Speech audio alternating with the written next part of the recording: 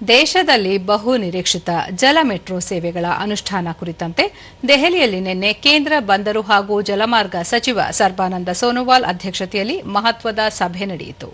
ಸಭೆಯಲ್ಲಿ ಸಚಿವರು ಮೊದಲ ಹಂತವಾಗಿ ಗೌಹಾಟಿ ಸೇರಿದಂತೆ ದೇಶದ 18 ನಗರಗಳಲ್ಲಿ ಜಲ ಮೆಟ್ರೋ ಸೇವೆಗಳನ್ನು ಆರಂಭಿಸಲು ಕೇಂದ್ರ ಯೋಜನೆಗಳನ್ನು ಮುಂದಿಟ್ಟಿದೆ.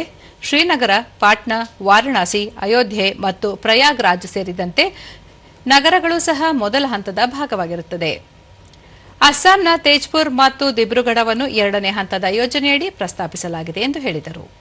ಈಗಾಗಲೇ ಸಚಿವಾಲಯ ಏಕಕಾಲದಲ್ಲಿ ಅಂತರ ಸಚಿವಾಲಯದ ಸಮಾಲೋಚನೆಗಳಿಗಾಗಿ ಕರಡು ರಾಷ್ಟ್ರೀಯ ಜಲ ಮೆಟ್ರೋ ನೀತಿಯನ್ನು ಹೊರಡಿಸಿದ್ದು, ಇದು ನಗರ ಜಲ ಸಾರಿಗೆಗಾಗಿ ರಾಷ್ಟ್ರೀಯ ಚೌಕಟ್ಟನ್ನು ಔಪಚಾರಿಕಗೊಳಿಸುವ ಒತ್ತಡವನ್ನು ಸೂಚಿಸುತ್ತದೆ. ಉದ್ದೇಶಿತ ಜಲ ಮೆಟ್ರೋ ಸೇವೆಯು ಒಳನಾಡಿನ ಜಲಮಾರ್ಗಗಳನ್ನು ದಕ್ಷ, ಸುಸ್ಥಿರ ಮತ್ತು ಆಧುನಿಕ ಸಾರ್ವಜನಿಕ ಸಾರಿಗೆ ಕಾರಿಡಾರ್ಗಳಾಗಿ ಪರಿವರ್ತಿಸುವ ಗುರಿಯನ್ನು ಹೊಂದಿದೆ ಎಂದು ತಿಳಿಸಿದರು. ಈ ಜಲ ಮೆಟ್ರೋ ವ್ಯವಸ್ಥೆಯು ಅತ್ಯಂತ ಕಡಿಮೆ ಬಂಡವಾಳದಿಂದ ಕನಿಷ್ಠ ನಾಗರಿಕ ಮೂಲಸೌಕರ್ಯದೊಂದಿಗೆ ಅಸ್ತಿತ್ವದಲ್ಲಿರುವ ಜಲಮಾರ್ಗಗಳನ್ನು ಬಳಸಿಕೊಳ್ಳುತ್ತದೆ. ಸಾಂಪ್ರದಾಯಿಕ ನಗರ ಸಾರಿಗೆಗೆ ಈ ಉಪಕ್ರಮವು ಕಾರ್ಯಸಾಧ್ಯ ಮತ್ತು ಪರಿಸರ ಸ್ನೇಹಿ ಪರ್ಯಾಯಗಳನ್ನು ನೀಡುತ್ತದೆ.